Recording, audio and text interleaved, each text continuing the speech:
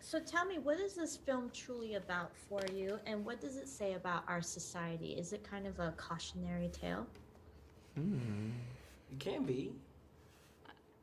I think. Well, I think that one of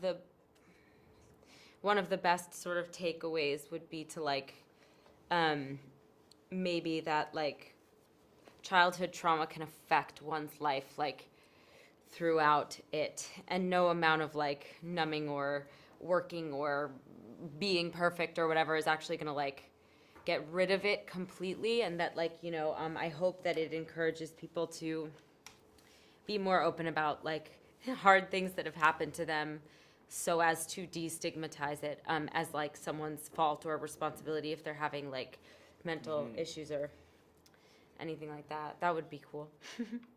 Yeah.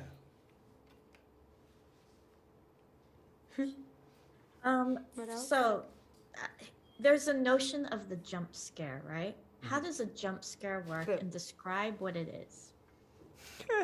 We'll let the expert take this one. Yes. The notion of the jump scares. The jump scares usually, it's a setup, right? It's the refrigerator door opens and someone takes a drink. They shut the door and there's somebody behind it, and there's usually a sound cue or something that indicates that you're supposed to be afraid, or the sound makes you jump, or the appearance of somebody makes you jump. What I think is interesting though about Smile, while there are jump scares, at the beginning, there's sort of the setup for jump scares that don't happen, and then there's a scare that happens after. So you're kind of like put at ease, like you're waiting because you kind of have an idea of when the jump scare is supposed to happen, and then it psychs you out.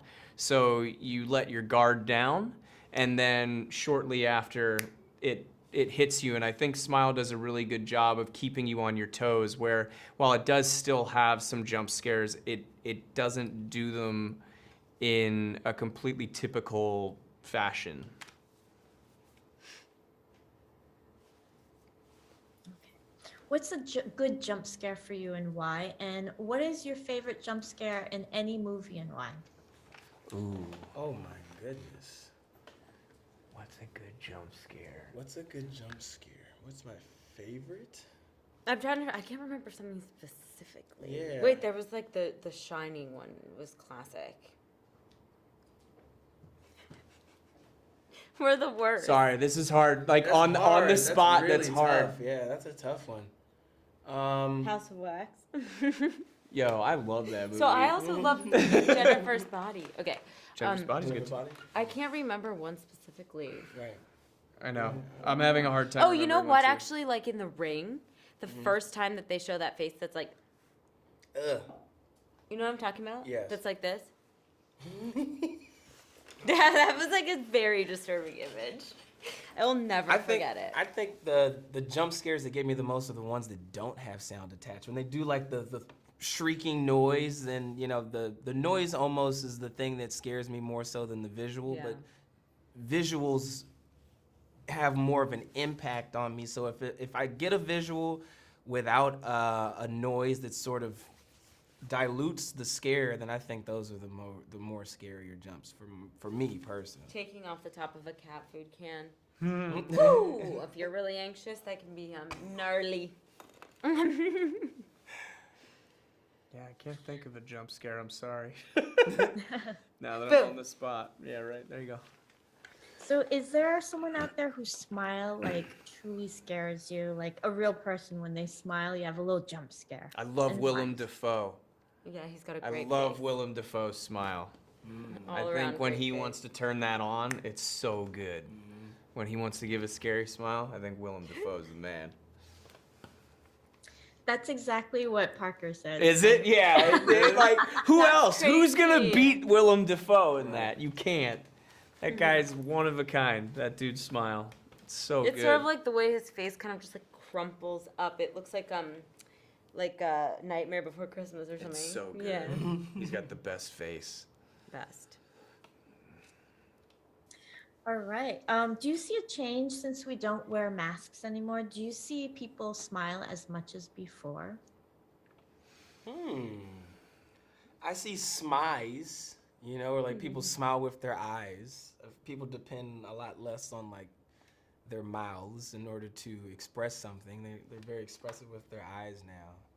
I also have noticed like at least when we were wearing the mask, like there was like a very specific sort of like up and down with the mask. Like it became like a whole new physicality that like human beings adopted that I found really interesting that like I actually kind of like miss. I feel like I'm always like covering my mouth now. Actually, I never thought about that. Strange.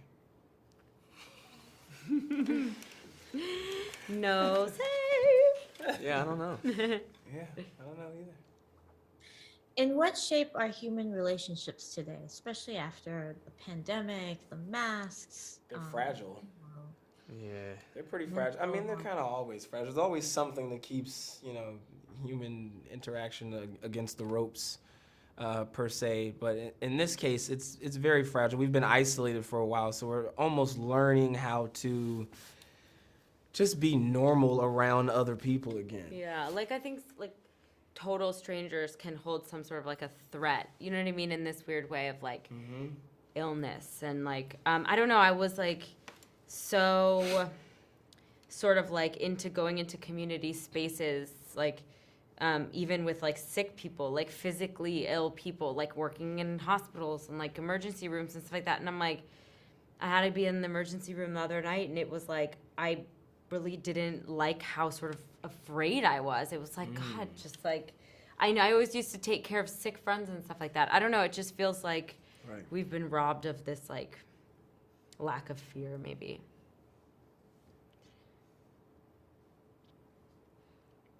All right. Yeah, Well- I agree on that one. Pretty good.